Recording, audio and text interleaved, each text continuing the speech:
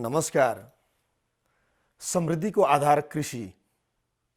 कृषिबाटै देशको समृद्धि सम्भव छ, समाजको समृद्धि सम्भव छ, समाजको परिवर्तन सम्भव छ र नेपाल जस्तो देश भूपरिवेष्टित मुलुक, यहाँका डाँडा काँडा, हिमाल, पहाड, पर्वत, यहाँका हरेक जात जाति, धर्म, संस्कृति बसोबास रहन्छन्। यहाँको उत्पादन, त्यसको वितरण र त्यसले गर्दाखेरि नेपालीहरूको समृद्धि कृषिबाटै सम्भव छ।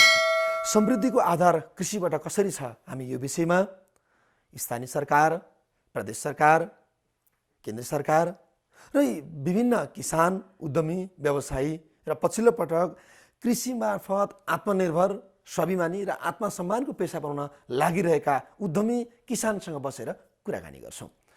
आजको कार्यक्रममा हामीसँग बागमती प्रदेशको पूर्वी उत्तरी बेल्ट पनि पर्छ रामेछाप जिल्ला। रामेछाप जिल्लाको दोरम्बा गाउँपालिका, विशेष गरी हिमाली पनि भेगतिर जोडिएको गाउँपालिका हो। अझ भनौँ चौरी उत्पादन हुने, चौरी पालन हुने भेगसँग जोडिएको गाउँपालिका हो। दोरम्बा गाउँपालिकाका अध्यक्ष कमान सिंह तामाङ मोक्तानसँग हामी आज कुराकानी गर्दैछौँ।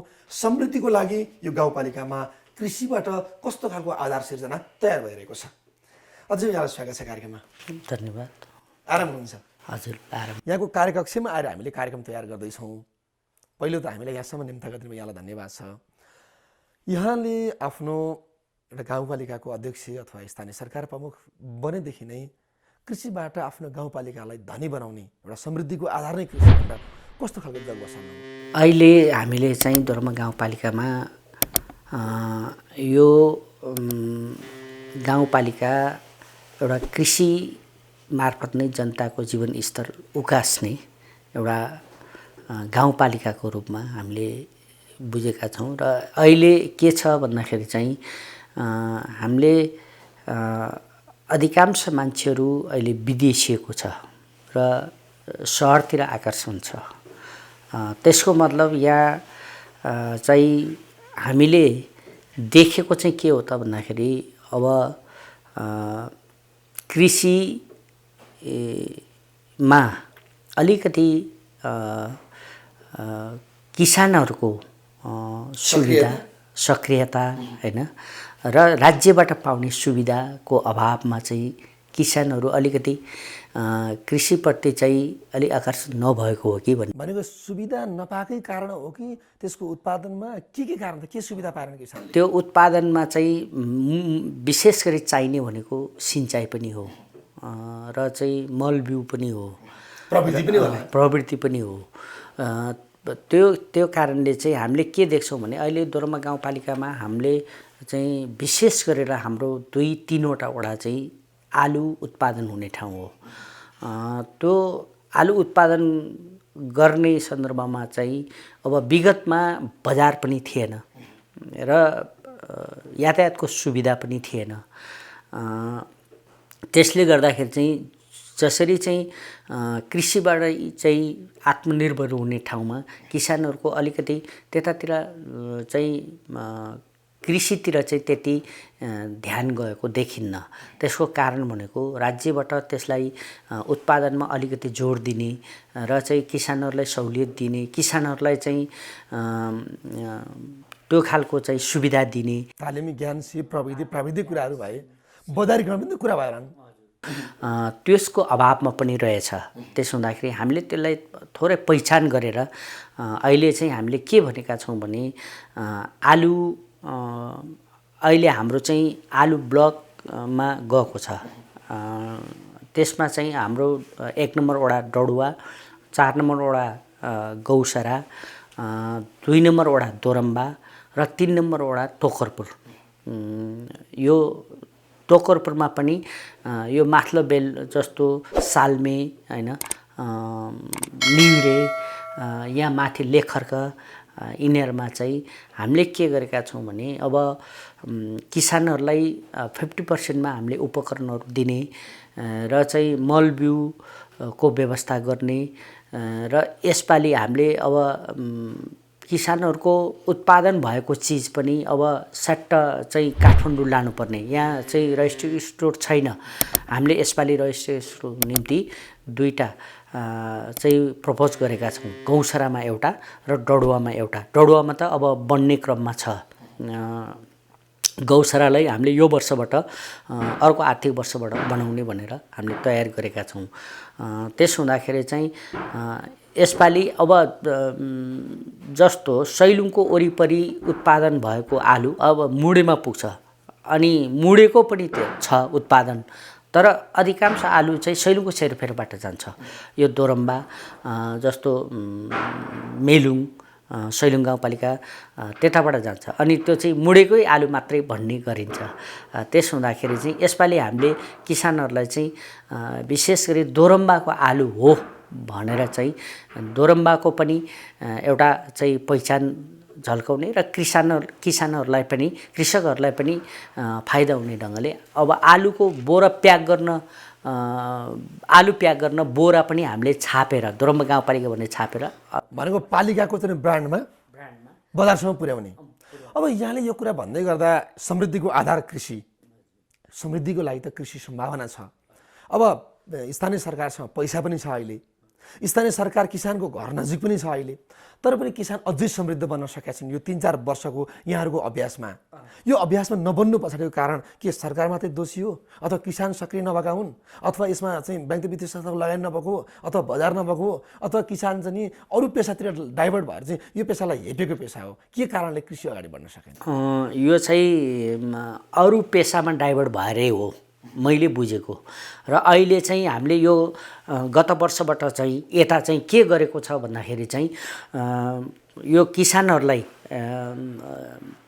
चाहिँ अलि जागरुक गराउनको निम्ति किसानहरूलाई चाहिँ अलिकति कृषि पेसामा लगानी गर्नको निम्ति हामीले चाहिँ गाउँपालिकाले अनुदान दिएर अलिकति चाहिँ उहाँहरूको चाहिँ हैन उत्प्रेरणा बढेको जस्तो मैले पाएँ। त्यसो हुँदाखेरि हामीले यो गाउँपालिकामा चाहिँ अब तल्लो बेलमा मकै र चाहिँ केही भेगमा चाहिँ सुन्तला र चाहिँ केही वडाहरूमा चाहिँ हैन माथिल्लो बेलमा चाहिँ आलुलाई र अहिले नयाँ चाहिँ खेती चाहिँ एउटा चाहिँ फलफुलमा किवी पनि विकास गरेका छौँ। किवीलाई लगानी गरेका छौँ हामीले।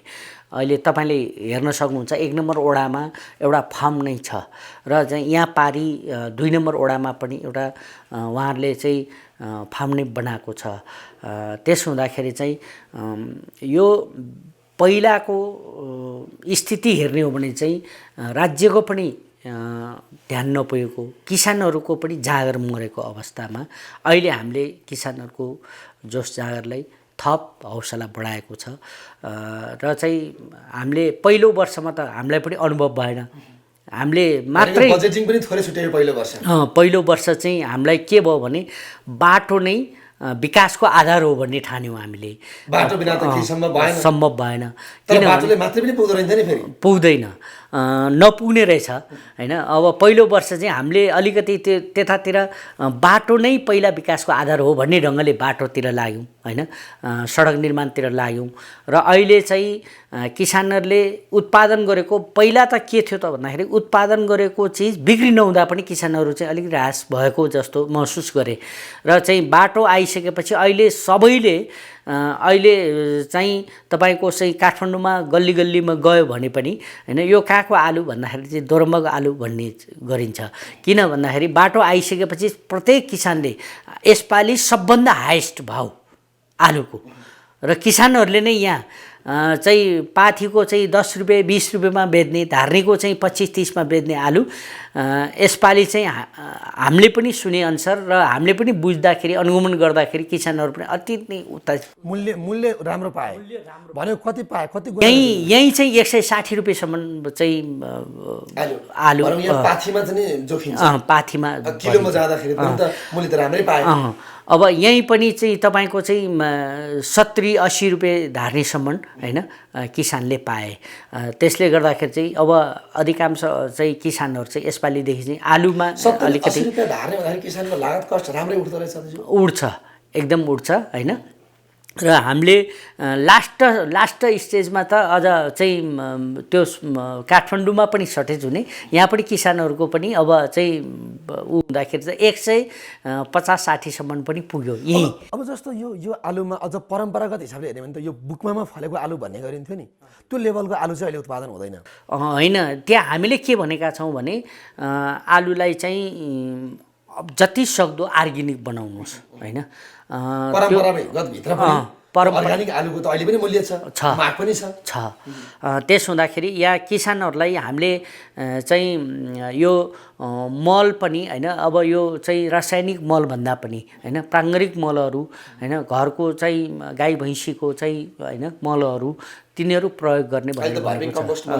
पहिला त अझ त्यो मल नहुँदाखेरि चाहिँ झाडीबुटी फाँडेर होइन, त्यो चाहिँ माटोमा चाहिँ पोलेर त्यो माटो गाडेर त्यसमा गर्दो रहेछ होइन। अहिले चाहिँ हामीले चाहिँ अब त्यो पहिला त्यो पछाडि त्यो नभइसकेपछि अब पाँचखालतिरबाट सिकेर आएर त्यो के भन्छ त्यो चाहिँ रासायनिक मल हाल्दो रहेछ होइन। तर अहिले हामीले के भनेका छौँ भने त्यो तपाईँहरूलाई चाहिँ त्यो चाहिँ अर्ग्यानिक बनाउनको निम्ति घरकै प्राङ्गारिक मलहरू प्रयोग गर्ने र त्यसको निम्ति बरु हामीले तपाईँहरू गाई भैँसी पाल्नुहुन्छ भने पनि हाम्रो चाहिँ गाउँपालिकाबाट दिने अनुदान छ होइन, त्यो तपाईँहरू समूह बनाउनुहोस्। त्यसलाई चाहिँ यता भैँसी पालेर पनि आम्दानी हुने, मलबाट चाहिँ अर्ग्यानिक पनि हुने, उत्पादन पनि हुने भयो भनेर हामीले भनेका छौँ। अहिले यसपालि हाम्रो 25 लाख रुपियाँ भैँसी वितरण गर्ने पनि छ। तर चाहिँ त्यहाँ अहिले चाहिँ धेरै ठाउँमा चाहिँ दोरम्बाको आलुलाई अलिकति चाहिँ परम्परागत ढङ्गले नै अर्ग्यानिक पनि राख्ने र बढी उत्पादन गर्ने भनेर चाहिँ भनेका छौँ। यो कुरो भन्दै गर्दाखेरि त हामी रासायनिक मलतिर जाँदाखेरि त हाम्रो जमिन पनि कङ्क्रिट भयो, उत्पादनको त उर्वरा शक्ति पनि फेरि घट्दै गएको देखिन्छ। यसले गर्दाखेरि त हाम्रो चाहिँ स्वास्थ्यलाई पनि प्रत्यक्ष चाहिँ असर गरिरहेको छ। भनेपछि अर्ग्यानिक उत्पादनको लागि त अहिले पछिल्लो पटक कतिपय कम्पनीहरूले चाहिँ भार्मिङ कम्पोस्ट मलहरू चाहिँ प्राङ्गारिक मलहरू जुन तयार गरिरहेछन् भनेपछि त अब हामी त्यतातर्फ जानको लागि त पालिकाले पनि त त्यसको एउटा कुनै प्लानिङ गर्ने बेला भएन राधेजी? हामीले त्यो गरेका छौँ। पाल्न पनि पर्याप्त नहोला, हुँदैन। र त्यसको निम्ति चाहिँ हामीले के भनेका छौँ भने घरमा पालिने गाई भैँसी बाख्रा बङ्गुर होइन, यिनीहरूको मललाई चाहिँ व्यवस्थापन गर्ने र त्यो मल व्यवस्थापन गर्नको निम्ति पनि हाम्रो बजेट छ होइन। मल बनाउने र मललाई चाहिँ घरेलु मल भनौँ न होइन, प्राङ्गारिक मलहरू यस्तो चाहिँ कुहेर जाने सडेर जाने वस्तुहरूको व्यवस्थापन, त्यसको निम्ति पनि हामीले यसपालि वडामा एक-एकवटा समूहलाई दिने भनेर हामीले त्यो पनि वितरण गरेका छौँ। र चाहिँ पहिला अब चाहिँ जुन गोरुले जोतेर चाहिँ 1-2 जनाले जति सक्छ त्यति चाहिँ जोत्ने, त्यति चाहिँ खेती गर्ने प्रणालीलाई हामीले यसपालि चाहिँ के भनेका छौँ भने ट्र्याक्टर मात्र हामीले गत वर्ष 45 वटा, यसपालि 33 वटा हो कि कति हामीले चाहिँ वितरण गऱ्यौँ। वितरण गरिसकेपछि अहिले उत्पादनमा अलिकति पहिला भन्दा 2 वर्ष अगाडि भन्दा यसपालिदेखि चाहिँ धेरै किसानहरूको पनि परिवर्तन भयो, उत्पादन वृद्धि पनि भयो, लागत कस्ट पनि कम भयो। भनेको त यो परम्परागत गोरु जोत्ने प्रणाली बिस्तारै अन्त्य गर्ने अभियानमै यहाँ हुनुहुन्छ। हामीले चाहिँ अब कतिपय जमिनहरू यस्तो हुँदो रहेछ, अब माटो हुने होइन, जस्तो हाम्रो लेक बेकमा चाहिँ माटो हुन्छ, त्यसमा त अब चाहिँ ट्र्याक्टरले जोत्दा पनि अब त्यो ढड्यानहरूमा चाहिँ अलिकति अप्ठ्यारो हुँदो रहेछ। र चाहिँ लेकमा चाहिँ त्यस्तो फाँटिलो जग्गा र चाहिँ माटो चाहिँ बढी भएको ठाउँमा चाहिँ ट्र्याक्टरले एकदम खेती गर्न सहज हुँदो रहेछ। त्यसो हुँदाखेरि हामीले ट्र्याक्टर पहिला किसानको माग ट्र्याक्टर दिनु पर्यो हामीलाई भने जोत्ने ट्र्याक्टर, अनि हामीले ट्र्याक्टर पनि वितरण गर्यो। र चाहिँ टनेल खेतीको निम्ति हामीले प्लास्टिकहरू पनि वितरण गरेका छौँ। मैले यो प्रसङ्ग जोडेँ, अलिकति तपाईँको गाउँपालिका दोलखा र सैलुङ दुईवटा गाउँपालिका, दोलखा जिल्लाको सैलुङसँगै दोरम्बा गाउँपालिका रामेछापको अलिअलि विवाद पनि देखियो नि यहाँहरूको, र अहिले यहाँहरूको गाउँपालिका नाम पनि संशोधन गर्नुभयो एकदम। यो चाहिँ के हो भने अब पहिला राजनीतिक तौरबाट चाहिँ जुन ऐतिहासिक भूगोल त्यस्तो सम्पदाहरूसँग जोडेर गाउँपालिकाको नाम राखिएको हो। दोरम्बाको हकमा चाहिँ भन्नुपर्दा हामीले दोरम्बा एउटा ऐतिहासिक घटना भएको जनयुद्धकालमा ऐतिहासिक घटना भएको ठाउँको हिसाबले दोरम्बा गाउँपालिका राख्यौँ। त सैलुङ किन जोड्यो त, सैलुङमा किन विवादित भयो भन्ने विषयमा चाहिँ हामीले दोरम्बा गाउँपालिकाको सरकार गठनसँगै हामीले प्रथम सैलुङ महोत्सव गऱ्यौँ। सैलुङलाई हामीले कसरी बुझेका थियौँ भने सैलुङ चाहिँ अहिले बागमती प्रदेशको मात्रै होइन, सिङ्गो विश्वकै सिङ्गो देशकै एउटा पर्यटकीय स्थल हो। त्यो सैलुङलाई हामीले कसरी बुझेका थियौँ भने दोलखा र रामेछापको एउटा सङ्गम स्थल, एउटा सीमासँग जोडिएको सैलुङ चाहिँ दुईटै जिल्लाबाट प्रतिष्ठा पनि हो। दुईटै जिल्लाबाट भएको हो र हामीले प्रथम सैलुङ महोत्सव गरिरहँदाखेरि चाहिँ त्यहाँ विवाद निस्क्यो। यो सैलुङ गाउँपालिकाले दोलखाको सैलुङ गाउँपालिकाले चाहिँ यो सैलुङ चाहिँ हाम्रो मात्रै हो र दोरम्बाको होइन, चाहिँ सैलुङ प्रथम रामेछापले छुँदैन र चाहिँ सैलुङ महोत्सव पहिले हामीले गर्नु पाउनुपर्छ भने। फेरि मैले के भनेको थिएँ भने अब मेलुङलाई पनि र चाहिँ सैलुङ गाउँपालिका र दोरम्बा हामी तीनजना मिलेर गरौँ, हामी तीनैजनाको सङ्गम स्थल हो र तीनैजनाले यसको स्वामित्व लिनुपर्छ, तिनटै गाउँपालिकाले यसको स्वामित्व लिनुपर्छ भनेर हामीले भन्यौँ। र त्यहाँ चाहिँ सैलुङ गाउँपालिका अध्यक्षले चाहिँ त्यहाँ अलिकति बखेडा निकाल्ने काम गर्यो। त्यसको मतलब हामीले सैलुङ हाम्रो मात्रै हो भन्नु खोजेको होइन हो। अहिले चाहिँ पर्यटकहरूको चाहिँ आकर्षणले पर्यटकहरूको उपस्थितिले चाहिँ सैलुङ गाउँपालिकाले अलिकति फरक ढङ्गले सोचेको हो कि र त्यसको भावी चाहिँ स्रोतको हिसाबले होइन, त्यहाँ त पर्यटक हिसाबले त्यहाँ त आम्दानीको स्रोत सम्मान अनि त्यसको हिसाबले चाहिँ उहाँले मात्रै कब्जा गर्न खोजेको हो कि भन्यौँ। अनि फेरि हामीले के पनि सोच्यौँ भने अब त्यहाँ चाहिँ ल ठिक छ सैलुङ गाउँपालिका राख्यो होइन, फेरि एउटा कुरा त मेरो के पनि हो भने धनबहादुर भन्दैमा धन हुन्छ भन्ने होइन, होइन बलबहादुर भन्दैमा बल हुन्छ भन्ने होइन। सैलुङ गाउँपालिका त सैलुङ भनेको तल एउटा सैलुङश्वरी महादेव थान छ, त्यसको नामबाट राखेको हुन्छ। तर मेन सैलुङ पर्यटकीय स्थल जुन डाँडो छ, सैथुङ्गाले भरिएको डाँडा छ, त्यो डाँडोहरू चाहिँ होइन अहिले पनि नक्सामा हेर्ने हो भने होइन, नक्सामा हेर्ने हो भने चाहिँ रामेछापको चाहिँ भूगोल बढी पर्छ। त्यसमा चाहिँ उहाँले सैलुङ गाउँपालिका राख्दैमा उहाँहरूको हुन्छ भन्ने होइन। तर अहिले यहाँहरूको त्यो विवाद चाहिँ मिल्यो, त्यो विवाद मिलेको छैन। अहिले पनि त्यो विवाद त्यो चाहिँ के छ त म राख्छु यो। अनि त्यो चाहिँ त्यो सैलुङ भनेको हिजो पनि थियो, आज पनि त्यही छ होइन। त्यो कुनै व्यक्तिले चाहिँ बनाएको चाहिँ होइन, चाहिँ त्यो आर्टिफिसियल होइन, त्यो त प्रकृतिले आफै दिएको नेचुरल हो नि होइन। त्यसलाई चाहिँ अब सीमाको हिसाबले पनि दुईटै गाउँपालिकाले चाहिँ हेर्न पाउनुपर्छ भन्ने हो। र त्यहाँ चाहिँ अब सैलुङ गाउँपालिकाले चाहिँ यो चाहिँ रामेछापको पर्दैन, यो हाम्रो मात्रै हो होइन।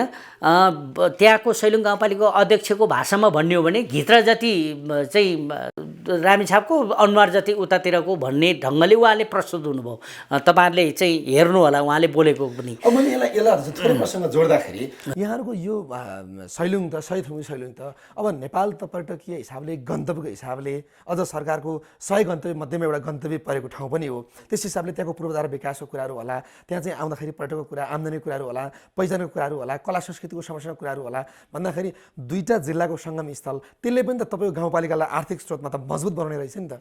त्यसकारण पनि दाबी यहाँहरूको रह्यो। मैले त्यसमा चाहिँ के छ त भन्दाखेरि त्यसमा त्यो सैलुङ चाहिँ होइन एउटा ऐतिहासिक थल हो, दुईटै जिल्लाको पर्छ होइन। मैले फेरि एउटा कुरा चाहिँ उहाँहरूले त्यसो भन्दै गर्दा उहाँहरूले त्यसरी हस्तक्षेप गर्दै आउँदाखेरि चाहिँ उहाँहरूले आफ्नो मात्रै चाहिँ भनिरहँदाखेरि चाहिँ हामीले पनि चाहिँ के भन्यौँ भन्दाखेरि हामीले कानुनी उपचार पनि गर्नुपर्छ भनेर, कानुनी ढङ्गले पनि सोध्नुपर्छ भनेर हामीले सबै चाहिँ प्रमाणहरू खोज्यौँ। प्रमाणहरू खोज्दाखेरि अहिले पनि तपाईँ त्यहाँ चाहिँ एउटा सगरमाथाको उचाइ नाप्ने अर्थात् चाहिँ त्यो एउटा के नक्सा खिच्ने चाहिँ एउटा चिन्ह त्यहाँ छ के, त्यहाँ एउटा स्टेप त्यहाँ छ होइन। त्यो चाहिँ रामेछापको भूगोलमा पर्छ। र त्यसको पनि उतातिर चाहिँ होइन हाम्रो बनाउनुपर्छ भनेर उहाँहरू अब यो दाबी गर्दै गर्दाखेरि यहाँको जो विवाद रहँदै गर्दाखेरि मैले समृद्धिको आधारको लागि एउटा पर्यटनलाई जोड्न खोजेँ। यहाँको पर्यटन पनि त सम्भावनाको ठाउँ सैथुङ्गी सैलुङ रह्यो, अरू सम्भावित ठाउँहरू छन् जसले गर्दाखेरि यो गाउँपालिकालाई समृद्ध बनाउनको लागि त पर्यटन पनि एउटा आम्दानीको स्रोत। एकदम हाम्रो गाउँपालिका भनेको कृषि र पर्यटन नै हो। अहिले आलुको एउटा भयो, आलु सँगसँगै अरू पनि त छ नि कृषि, अरू पनि छ। अब सुन्तला छ होइन, किवीहरूको छ। अनि यसमा चाहिँ के छ भने मैले पर्यटनको मात्रै कुरा गर्दाखेरि चाहिँ पर्यटन क्षेत्रको चाहिँ अब सानो सैलुङ, ठुलो सैलुङ दोर्मा गाउँपालिकाभित्र पर्छ होइन। अग्लेश्वरी जस्तो, छाइश्वरी जस्तो महत्त्वपूर्ण चाहिँ धार्मिक स्थलहरू र चाहिँ त्यसलाई चाहिँ पर्यटक क्षेत्रको हिसाबले चाहिँ विकास गर्ने हो भने हाम्रो दोर्मा गाउँपालिकामा कृषि र पर्यटन नै हो आर्थिक विकासको आधार। होइन, यो बन्द भएको छ। अब कोभिडको कारणले हामीले गत वर्ष चाहिँ भिजिट 2020लाई चाहिँ अलिक बृहत ढङ्गले मनाउने भन्ने सोचेका थियौँ र त्यो कोभिडकै कारणले त्यो रोक्यो। र चाहिँ हामीलाई चाहिँ हाम्रो दोर्मा गाउँपालिकाको योजना र भिजन त एउटा छँदैछ र चाहिँ बाहिरबाट आउने विदेशीहरूले पनि यसलाई चाहिँ तपाईँले अलिकति प्रमोट गर्नुपर्छ र तपाईँलाई के सहयोग गर्नुपर्छ हामी गर्छौँ। यदि राम्रो ठाउँलाई होइन झनै सुन्दर बनाउनको निम्ति तपाईँले आफ्नो चाहिँ योजनामा पनि ढाल्नुहोस्, हामीले पनि सहयोग गर्छौँ, हामी पनि यो गर्छौँ भनेर अहिले तपाईँको चाहिँ दोर्मा गाउँपालिकामा चाहिँ रिसोर्ट राख्नको निम्ति मनाङदेखि होइन तपाईँको स्वयम्भूतिर बस्ने चाहिँ मनाङ्गीहरू होइन, बौद्धतिर बस्ने चाहिँ मनाङ्गीहरू अहिले यहीँभित्र पनि होइन चाहिँ त्यस्तो खालको लगानी गर्ने मान्छेहरू यहाँ थुप्रै छ। रिसोर्टहरू, होमस्टेहरू बनाउनको लगानी गर्ने मान्छे चाहिँ थुप्रै छ।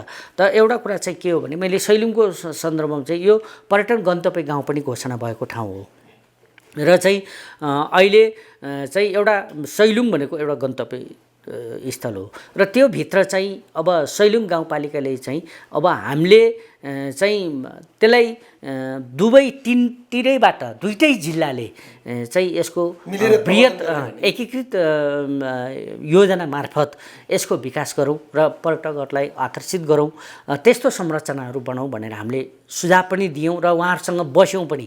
तर उहाँहरूको चाहिँ भित्री चाहिँ उसमा चाहिँ के रहेछ भन्दाखेरि अब भावी दिनमा त्यसको चाहिँ आन्तरिक आम्दानीको स्रोतहरू उहाँहरूले देख्नुभयो र त्यो चाहिँ सैलुङ हाम्रो मात्र बनाउनुपर्छ भनेर पनि लागेको छ। सबैलाई आम्दानीको स्रोत आफूतिर तानो भने त भइहाल्छ स्वाभाविक रूपमा। अब यो पर्यटकको विकास सँगसँगै कृषिको विकास सँगसँगै अघि थोरै यहाँले जोड्नुभयो, पहिलो वर्ष हामीले चाहिँ बाटो नै रहेछ विकास भन्नुभयो।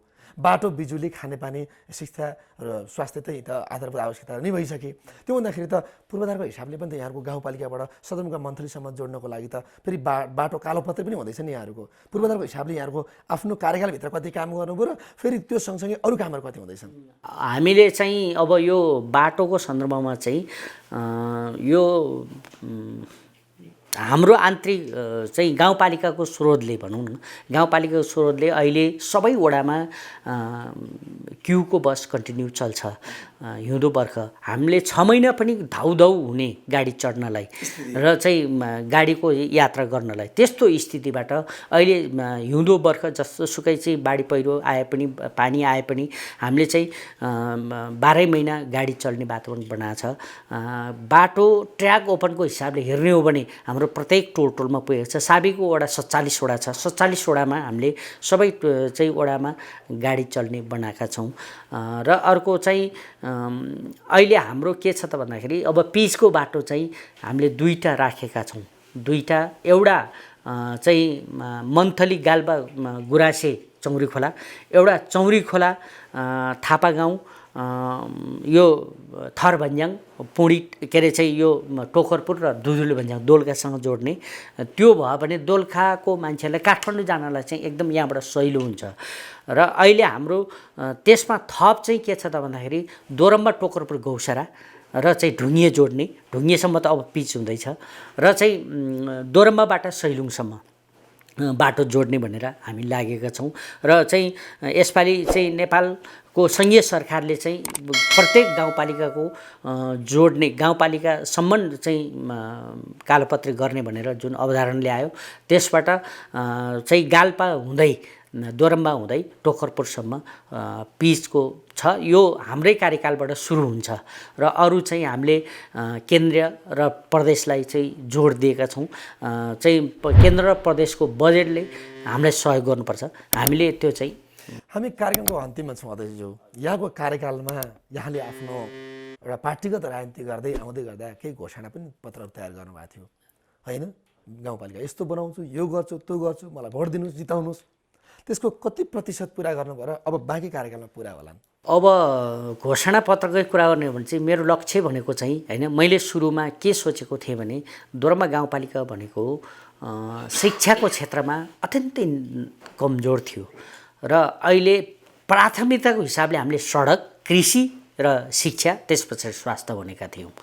र स्वास्थ्यमा चाहिँ यो कोभिडले गर्दाखेरि चाहिँ स्वास्थ्यलाई चाहिँ तेस्रो स्थानमा ल्याउनु पर्ने, शिक्षालाई चाहिँ 14औं स्थानमा लानुपर्ने अवस्था आयो। र शिक्षामा म निर्वाचित भएर आउँदाखेरि 9वटा माविमा जम्मा 3 जना विद्यार्थी पास भएको मैले पाएँ।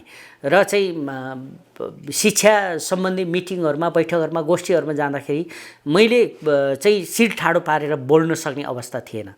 र शिक्षालाई चाहिँ हामीले बढी जोड गरेरै अहिले कम्तीमा पनि 9वटा विद्यालयबाट होइन 35-40% अब यो ग्रेडिङको सिस्टमले मात्र हो, नत्र त हामीले 8 कक्षादेखि टाइट गर्दै लग्यौँ होइन। हुनु त बेसमा पहिला बेस राम्रो बनाउनु पर्ने रहेछ होइन। एकैचोटि एसएलसीमा घरलम्मै पास होस् भन्ने पनि होइन होइन, बेस राम्रो हुनुपर्ने रहेछ। हामीले बेस बनायौँ र त्यहाँ चाहिँ शिक्षा क्षेत्रमा हाम्रो धेरै सुधार भएको छ होइन। र चाहिँ कृषि क्षेत्रमा अब हामीले यो कोभिड नलागेको भए, कोभिडको महामारी नचलेको भए हामीले धेरै चाहिँ परिवर्तन गर्थ्यौँ। किसानहरू अहिले पनि तपाईँ गाउँघरमा गएर सोध्नुहोस्, किसानहरूको सन्दर्भमा, कृषकको सन्दर्भमा चाहिँ उत्पादनको सन्दर्भमा तपाईँले केही न केही परिवर्तन पाउनुहुन्छ किसानहरूकै मुखबाट पनि। त्यस हुँदाखेरि चाहिँ अहिले विशेष गरी स्वास्थ्य क्षेत्रमा अलिकति ध्यान दिनुपर्ने छ। गत वर्षदेखि नै अब यो कोभिड महामारीले गर्दाखेरि मुख्यतः अब स्वास्थ्यभन्दा ठुलो त केही पनि होइन होइन। स्वास्थ्य रहेन भने शिक्षा के काम, विकासको के काम होइन, उत्पादनको के काम? मुख्यतः चाहिँ स्वास्थ्य हो। स्वास्थ्य क्षेत्रमा हामीले अलिकति लगानी गरेका छौँ। तर स्वास्थ्य क्षेत्रमा पनि हाम्रो चाहिँ आवश्यक ठाउँमा मात्रै हो, अनावश्यक हामी खर्च गर्ने गरेका छैनौँ। गत वर्ष कोभिड-19 को नाममा अरूले चाहिँ 1,50,00,000, 60,00,000 होइन, 90,00,000 भन्ने पनि सुनियो। तर हाम्रो जम्मा 12 लाखले होइन हामीले चाहिँ त्यति बिरामीको चाप पनि भएन होइन, महामारीको प्रभाव पनि परेन। हिमाली जिल्ला भएर पनि होला त्यति रोगले त्यो पनि आक्रमण नगर्ने पनि जस्तो देखियो। त्यो पनि हुनसक्छ। फेरि हाम्रो यहाँ चाहिँ राजनीतिक दलदेखि लिएर सबै संस्थाहरूको सहयोग पनि छ, उहाँहरूको चाहिँ सल्लाह सुझाव पनि छ र चाहिँ उहाँहरूको सल्लाह सुझावबाटै हाम्रो गाउँपालिका योजना चाहिँ कोभिड-19 रोकथामको निम्ति हामीले योजना बनायौँ। त्यसले पनि अलिकति प्रभाव चाहिँ पर्यो र यही छ। अब चाहिँ हामीले गर्ने काम चाहिँ हाम्रो घोषणा पत्रमा गरेको जति काम चाहिँ मलाई लाग्छ अब हामीले मेरै कार्यकालमा चाहिँ उथल पुथल गर्छौँ, धेरै चाहिँ होइन चमत्कार गर्छौँ भन्ने त हामीले लागेको छैन। हामी गर्ने क्रममा हामीले बेस चाहिँ बसायौँ कृषि क्षेत्रमा, सडकमा,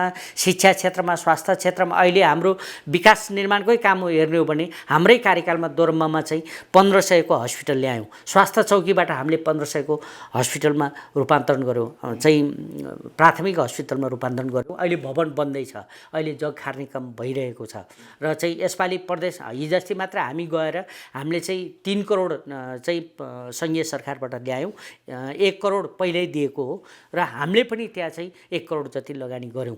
अब चाहिँ हाम्रै कार्यकालमा यसलाई चाहिँ सिद्ध्याउनुपर्छ, चाहिँ सम्पन्न गर्नुपर्छ भन्ने हाम्रो छ। र सबै वडाहरूमा भवन स्वास्थ्य चाहिँ आधुनिक स्वास्थ्य चौकीहरू बनेको छ र चाहिँ विद्यालयहरूको चाहिँ बनाउनु त एडिबीले बनायो, तर मेरै कार्यकालमा सबै सम्पन्न हुँदैछ। हामी अब चाहिँ पुनर्निर्माणको चाहिँ विद्यालय क्षेत्रमा चाहिँ पुनर्निर्माणको काम चाहिँ सम्पन्न भएको अब जिल्ला डिआरडिपिआईले पनि चाहिँ घोषणा गर्ने तयारीमा छ होइन। र अर्को चाहिँ हाम्रो विद्युत पुग्नुपर्ने ठाउँ जम्मा 3टा वडा थियो, 3टा वडा, साबिकको 3टा वडालाई हामीले सबै चाहिँ बत्ती बालिसकेका छौँ र चाहिँ खरको छानाहरू विस्थापित छ होइन। परिवर्तन त भएको छ तर पब्लिकको नजरमा अझै पनि हुनुपर्छ भन्ने हो, त्यो एकदम सकारात्मक पक्ष हो र भनेको बिस्तार परिवर्तनको चाहिँ मार्गचित्र कोरिँदैछ। हामीले जग बसाल्यौँ गाउँपालिकाको भवनहरू। अर्को कार्यकालमा अर्को व्यक्ति आउँदाखेरि सहज हुने भयो। हजुर, यहाँहरूले जग बसाल्नु भयो। हजुर। अब अहिले चाहिँ हामीले के भन्छौँ भने यो गाउँपालिकाको पनि केही चाहिँ नाम निशान थिएन, एउटा चाहिँ थोत्रो स्कुलले छोडेको भवनमा हामीले गाउँपालिकाको कार्यालय राख्यौँ 2 वर्ष र अहिले हामीसँग चाहिँ 62 रोपनी जग्गा छ। हामीले निःशुल्क चाहिँ जनताले दान गर्नुभयो होइन। र यो चाहिँ अहिले हामी बसेको भवन चाहिँ यहाँ 26 रोपनी छ, त्यहाँ पर चाहिँ 37 रोपनी चाहन्छौँ कति छ, त्यो जग्गा पनि प्राप्त गऱ्यौँ। अहिले हाम्रो कार्यकालमा यहाँ 2टा भवन प्रिफाब बोर्डको भवन बनेको छ, यसमा कार्यक्रम अफिसहरू सञ्चालन गरेको छ। विकासको क्षेत्रमा मैले भन्नुपर्दा अब मैले चाहिँ हामीले घोषणापत्रमा लेखेको र चाहिँ जनतालाई भनेको र चाहिँ हामीले गरेको काम चाहिँ भोलि पनि फेरि आफ्नो पालो आयो भने यो बाँकी रहेको काम पुरा गर्ने गरी जाने एउटा बेस लाइन चाहिँ बनाइयो लाग्यो। अब चाहिँ जो कोही आयो, चाहे म होस् चाहे जो कोही आउँदा पनि त्यसले चाहिँ अब विकास क्षेत्रमा मात्रै चाहिँ उसले ध्यान दिनुपर्ने छ, त्यसलाई चाहिँ स्तर वृद्धि गर्ने मात्रै ध्यान दिनुपर्ने छ र अरू चाहिँ त्यस्तो फेरि जिरेबाट बेस बसाउनुपर्छ भन्ने छैन। समय दिनुभयो अध्यक्षज्यू, हामीलाई यहाँसम्म बोलाइदिनु भयो, यहाँलाई हार्दिक धन्यवाद छ।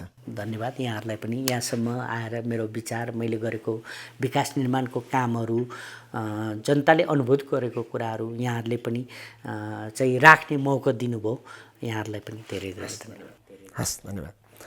शिक्षा, स्वास्थ्य, कृषि, रोजगार, यहाँको सडक पूर्वाधार होला, यहाँको खानेपानी होला, यहाँको बिजुली होला, समग्रमा आवश्यक वस्तुहरूको परिपूर्ति सँगसँगै सर्वसुलभ र सहजीकरण उपलब्धता भइसकेपछि विकासको गति अगाडि यसरी बढ्छ। आज हामीले रामेछाप जिल्लाको उत्तरी भेगमा रहेको दोरम्बा गाउँपालिका, अझ अहिले सैलुङ दोरम्बा गाउँपालिका, यहाँको नामाकरण पनि भएको छ यहाँहरूको। अब सैलुङ दोरम्बा गाउँपालिका, यो गाउँपालिका बसेर छलफल गऱ्यौँ, कार्यक्रम तयार गऱ्यौँ। कार्यक्रम हेरिदिनु भयो तपाईँ सबै दर्शकलाई धन्यवाद दिँदै, मलाई क्यामेरामा सहयोग गरिदिनु भयो सरोजा सुवेदीलाई विशेष धन्यवाद दिँदै म कार्यक्रम सञ्चालक वान्सा ढुङ्गेल, हामी बस्तीका यी यस्ता क्षेत्रका गतिविधि खोज्छौँ। अर्को कार्यक्रम भेट्छु। नमस्कार।